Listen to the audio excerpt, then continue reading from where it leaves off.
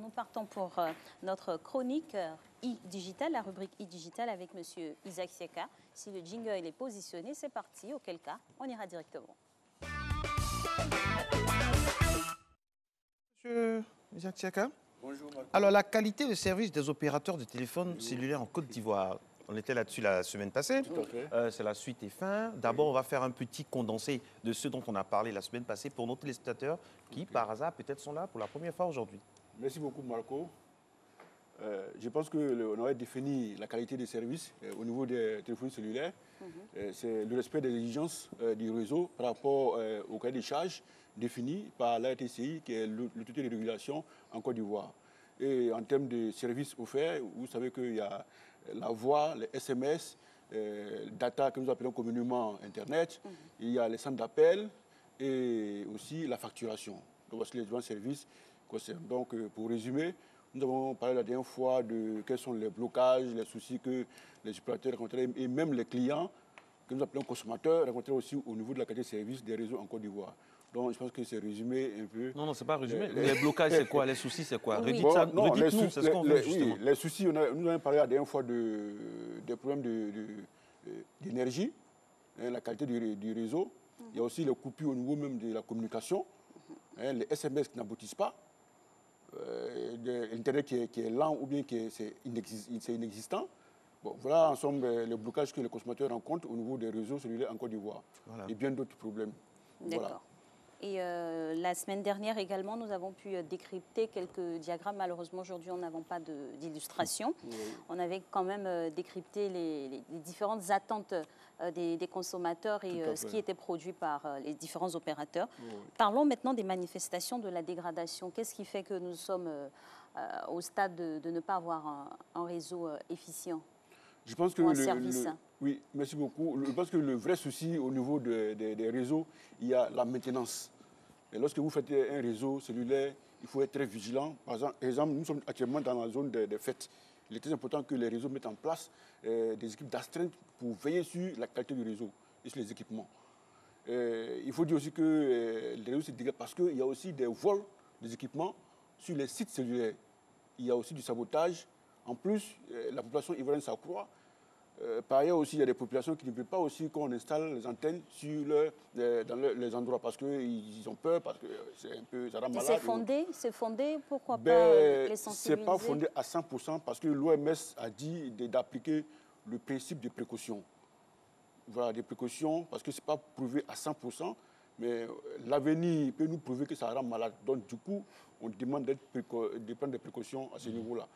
Voilà. Mais l'ATCI a des équipements pour faire d'abord les tests avant de faire les installations des antennes cellulaires en Côte d'Ivoire. Donc, je pense qu'il faut les faire confiance. Lorsqu'ils le font, ils produisent un document pour rassurer les populations. Et je rappelle que le cahier des charges également est énorme. Hein. Le cahier des charges est vraiment énorme. Très contraignant. Très contraignant, il faut le dire. En termes d'énergie, sécurité, les seuils qu'il faut respecter en termes de communication en Côte d'Ivoire. Puis la caution aussi est énorme. La caution est aussi énorme parce que vous savez que le domaine des téléphones cellulaires brasse beaucoup d'argent. Mais il faut faire aussi beaucoup d'investissements aussi pour être à la hauteur des indicateurs qui ont été prévus dans le cahier des charges de l'ATCI. Est-ce que la superficie ivoirienne est propice à de bonnes installations au niveau des télécommunications? Est-ce que nos 322 500 et quelques kilomètres carrés sont propices? Est-ce que c'est des endroits faciles à exploiter pour la communication? Qu'est-ce que l'ATCI nous dit? Je pense que la Côte d'Ivoire, avec son territoire, c'est propice pour installer des antennes en Côte d'Ivoire. Il n'y a pas de souci à ce niveau. Pourquoi? Parce que bon, nous avons quand même un territoire qui est assez homogène. C'est vrai qu'il y a des collines par endroits, mais en général, bon, en tout cas, on arrive à installer des antennes cellulaires un peu partout. Donc le réseau, il est parfait à main. Le réseau, oui, à main, en général, il n'y a pas de problème, mais il peut aussi être à main parce qu'il y a des collines. Les collines aussi bloquent aussi. À Dieucou, par exemple, c'est la boucle du cacao, c'est ça? Du cacao. Ouais. Est-ce oui. que là-bas, est-ce que tout est fait là-bas pour que nos parents planteurs des champs puissent bien communiquer pour acheminer les produits? Tout ça, ça compte. Bon, bien oui, hein. Marco, pour vous dire la vérité, c'est que, vous savez que les entreprises du cellulaire en Côte d'Ivoire ne sont pas des philanthropes, ils cherchent de l'argent. Il faut chercher de l'argent là où il y a l'argent, parce qu'à Dieucou, il y a de l'argent. Voilà, et servir là où il y a l'argent. Les autres où il y a l'argent, ils sont présents. Ah oui. Ils viennent vient de valider que c'est parfait. Ils sont présents et du coup, il faut optimiser. Vous savez, la qualité, elle est importante. Plus vous avez la bonne qualité, mieux vous gagnez de l'argent. Je ne veux pas qu'un opérateur puisse s'amuser à rendre son réseau mauvais, alors que si votre réseau est mauvais, vous perdez de l'argent en fait. Alors, toutes les régions de Côte d'Ivoire ont intérêt à être très productives. Hein. Oui, ils ont intérêt à être très productifs pour attirer vraiment les opérateurs. Mais je pense que l'État de Côte d'Ivoire, même pour essayer de gérer cette situation, puisque toutes les régions ne sont pas vraiment au même niveau, la Côte d'Ivoire a mis en place l'ANSUT. Et l'ANSUT permet de résoudre ce souci d'absence de réseau dans certains endroits. D'accord. Voilà. Alors, est-ce que vous, en tant que professionnel du milieu, comment vous voyez le processus particulier des fêtes de fin d'année? Parce que nous, on est tellement habitués à faire les choses au dernier moment. Surtout le 31 où il n'y a pas réseau, quand on appelle X ou Y. Et on sait ça depuis longtemps, hein, mais ça va nous prendre encore le 31. Là. Quelle est la solution de notre monsieur digital ici pour qu'on puisse... La solution, elle est simple, mais je crois que c'est maintenant connu des opérateurs. Vous verrez que maintenant, c'est un peu rare de voir cette situation dont vous parlez. 30 décembre. Vous êtes sûr? Surtout le 31, quand on veut appeler tout le monde en même temps pour souhaiter les vœux. En Côte d'Ivoire aussi, quand même. Oui. Est-ce qu'il y a un problème sur en Côte d'Ivoire l'année passée, si vous vous rappelez très bien? Je ne crois pas qu'il y ait un grave problème au niveau des réseaux cellulaires. Donc c'est résolu? Oui, c'est résolu parce qu'ils ont pris conscience qu'à ces périodes-là, la communication augmente en Côte d'Ivoire. Samedi, pas plus tard que samedi. Ici, samedi. Oui. On n'est même pas encore le 31 même.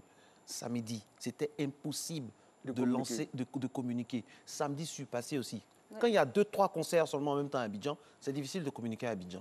Oui, et là, on parle du 31 décembre, où les appels viennent de partout. Ben oui, du monde entier, de l'extérieur, l'intérieur. Je pense que... Quand même. Marco. Ah, parce que nous allons prendre ce que vous dites pour argent comptant, on se reverra en janvier. Vous voulez que les fêtes de fin d'année... Parce qu'après, vous allez partir, c'est Alix et moi, on est ici, puis les gens vont... Non, il est là, c'est lui. Mais je suis là, je vais répondre aux questions, parce qu'en fait, les opérateurs ont intérêt à avoir des bons réseaux pour avoir de l'argent. Qu'est-ce qu'un bon réseau, justement? Un bon réseau, c'est un réseau qui est vraiment de qualité, qui répond vraiment aux critères et aux exigences de communication. Et comment l'usager, lui, il fait pour savoir tout ça? L'usager, dès qu'il communique, comme je l'ai dit, il verra qu'il peut avoir accès au réseau. Si le réseau est disponible, il a accès. S'il y a une continuité, c'est-à-dire qu'il peut communiquer sans interruption et que les données arrivent de façon normale. Alors les Ivoiriens veulent savoir, un bon réseau, ce n'est pas un réseau qui nous harcèle de bonus, mais c'est un réseau de SMS, mais c'est un réseau vraiment qui est efficace autant pour les data que pour la communication. C'est ça. C'est ça. Voilà, un vrai réseau, c'est un réseau qui respecte la qualité au niveau de la voix, au niveau des SMS, au niveau de la data qu'on appelle Internet, au niveau même du centre d'appel. Quand vous appelez un centre d'appel des dispositifs cellulaires, vous devez être pris dans le bon délai. Ensuite, le bon délai, c'est quoi? Il faut bien les fixer. Le 20 délai, c'est 20 secondes. 20 secondes. Voilà, c'est 20 secondes dans le jargon, c'est 20 secondes. Maintenant, il faudrait aussi que la facturation soit exacte. Parce que les opérateurs communiquent sur la facturation. Et si vous testez la facturation, si ce n'est pas exact, il y a problème. Donc, ces 5 éléments doivent être corrects au niveau des téléphones cellulaires, parce que la TCI suit ça de près. Justement, et là, maintenant, on a des solutions. On parle aussi de l'impact que cela a sur les usagers, pour les usagers notamment. Oui, Alice, il y a un grand impact sur les usagers. D'abord, c'est désagréable pour le consommateur. Et ça, souvent, vous savez qu'aujourd'hui, nous sommes dans un système qu'on appelle l'homo digitaliste. C'est-à-dire que nous, les hommes, nous usons beaucoup tout ce qui est équipement digital pour pouvoir communiquer, la technologie. Donc, on dit homo digitaliste. Et on en apprend des choses. Homo digitaliste, ça je note. Homo digitaliste. Homo sapiens, je connaissais. Voilà, nous sommes des homo digitalistes. Homo digitalistes. Donc, évidemment, les relations, même humaines, sont mises à mal. Parce que si vous voulez communiquer avec la famille et que vous n'allez pas le faire, c'est frustrant et autres. Oui. Mais encore plus grave, l'économie. Aujourd'hui, nous faisons tout ce qui est transfert d'argent, les banques, tout ça fonctionne avec le mobile et autres. Aujourd'hui, il faut dire que ce secteur, c'est 9% du PIB ivoirien. 9% du PIB ivoirien. C'est important. Donc, lorsqu'il y a un problème, c'est désagréable pour l'économie ivoirienne. On ne peut plus jouer avec ça. Alors, qu'est-ce que l'ATCI qui gère tout ça a prévu? Parce que c'est vrai, on parle des opérateurs, tout ça, c'est bien beau. Maintenant, vous-même, l'ATCI qui régule, qu'est-ce qu'ils ont prévu pour la fin d'année? La TCI a prévu depuis un bon moment de faire les audits. Les audits permettent de mettre la pression sur les opérateurs pour qu'ils aient un réseau de qualité. Les audits ont permis de découvrir quoi? Quoi, par exemple? Ça permet de découvrir les failles en termes technologiques, les failles en termes de maintenance, les failles en termes d'investissement. Parce que si les opérateurs n'investissent pas, c'est difficile d'être au niveau. Par exemple, vous prenez un endroit comme Yopougon, où il y a beaucoup de monde. S'il n'y a pas assez d'antennes, vous êtes d'accord avec moi qu'on ne peut pas communiquer normalement. Justement, plus il y a du monde, il faut plus d'antennes. Et les conclusions de ces audits-là, est-ce qu'elles sont vulgarisées? Parce que vous êtes du domaine, vous pouvez nous instruire, mais pour les populations qui ne savent pas, et bon, comment on fait? Et la TCI fait deux types d'audits. L'audit classique qu'ils font chaque 6 mois, dans l'année fait 2 fois, mais le DG dit qu'ils vont rapprocher les audits. Et il y a aussi les audits inopinés. Et lorsque c'est fait, ils le mettent sur le site de la TCI de façon officielle. D'accord. Et je pense que le DG a compris, il dit qu'il va falloir maintenant rapprocher les audits, de sorte qu'on peut même savoir chaque mois quel est l'opérateur qui a un réseau de qualité. D'accord. Ok. On est avec vous encore pour 1 minute. Moi, j'ai une préoccupation particulière.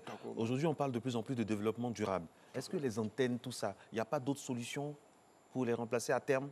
Parce qu'on ne va pas continuer les antennes par rapport à la santé des gens. Parce que, bon, nous, ici, peut-être qu'on n'a pas de trucs poussés pour voir, pour vérifier. Sinon, des fois, ça agit sur la santé. Est-ce qu'à long terme, à court, moyen ou long terme, il n'y a pas de solutions intermédiaires pour... Voilà. Si, je pense qu'il y a des solutions. Il y a des solutions qui existent aujourd'hui sur le marché, même niveau technologique, qui permet de gérer les zones électromagnétiques. Parce que quand on parle de télécommunications, on parle des zones électromagnétiques. Absolument. Aujourd'hui, il y a des systèmes qui permettent d'inverser les zones pour pas que ça puisse impacter les humains. Ça existe sur le marché, ça existe aussi dans l'industrie pour pouvoir le faire. Est-ce que cela est utilisé ici? Certains l'utilisent pour le moment, mais ce n'est pas encore homologué par l'État ivoirien. Mais en France, c'est devenu obligatoire. Vous verrez souvent, quand vous partez en France, vous verrez derrière des portables, des trucs qu'on scotche sur les équipements. Voilà, donc c'est un élément aussi pour pouvoir jouer sur les zones électromagnétiques. Merci beaucoup pour ces beaucoup, informations précieuses. Ben oui, merci bien, Alix. Merci bien, Marco. Merci. Alors, tout ce qu'on a dit, c'est lui le spécialiste. Si vous avez des informations, vous voulez nous donner des choses. Vous nous envoyez un message. Vous nous envoyez un message, vous mettez son nom devant. Voilà. C'est pas Alix, c'est pas Marco, c'est notre C'est spécialiste. M. Siaka Isaac. Merci beaucoup, c'est gentil. Bonne journée à vous.